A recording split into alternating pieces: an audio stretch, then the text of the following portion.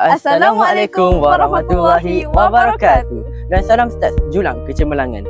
Kembali lagi anda bersama kami di Aztec TV, Sensasi terkini. Syukur kepada rahmat Allah Subhanahu Wa Taala, pada hari ini kita dapat berkumpul untuk melaksanakan majlis bacaan Yasin dan solat sunat hajat. Bacaan Yasin dan solat sunat hajat ini ditujukan kepada semua calon SPM dan STPM SMK Seri Tanjung.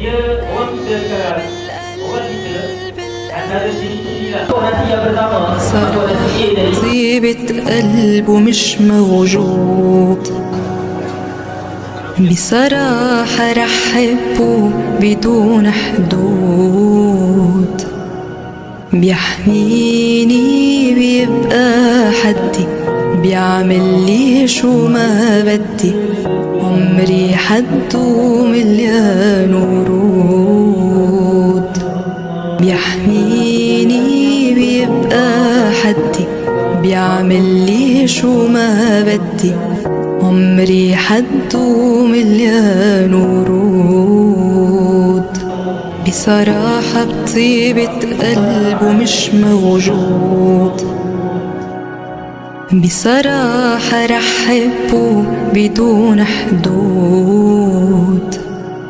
بيحميني بيبقى حدي بيعمل لي شو ما بدي عمري حده مليان ورود لا حبيبي منه مثلن كلن لا محل جروحي من محلن عيشني أحلى قصة حب ترك لي مطرح جوا القلب بنص القلب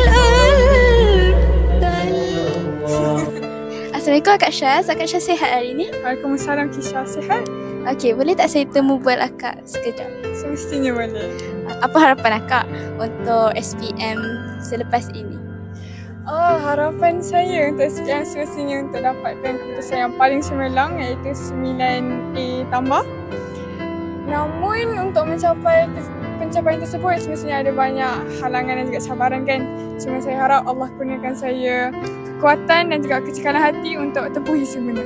InsyaAllah Kak Syaz boleh. Sekarang bersama kita Akak Wan Kristina, antara top student SMK Seri Tanjung juga. Assalamualaikum Akak Wan Kristina. Waalaikumsalam Kisha. Ya? Sihat? Sihat Alhamdulillah. Boleh tak saya nak temu bual beberapa soalan sedikit?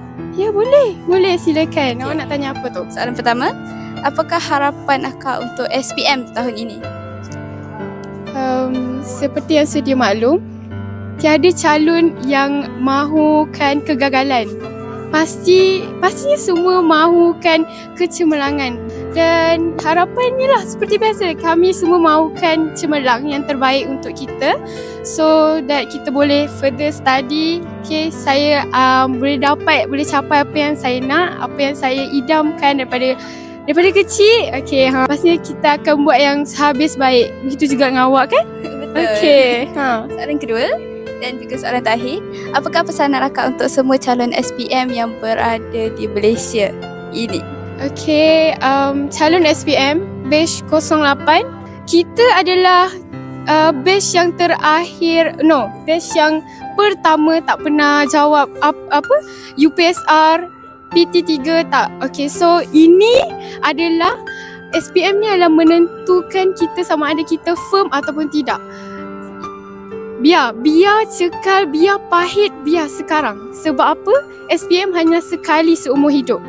Biarkan. Sebab as long kita tahu menuntut ilmu adalah susah. Sehingga ini dianggap sebagai berjihad. Betul tak? Betul. Okay, itu saja. So, buat sehabis baik. Okay. Menusukkan hati ya. Okay, terima kasih Akak Wan Kristina. Sama-sama.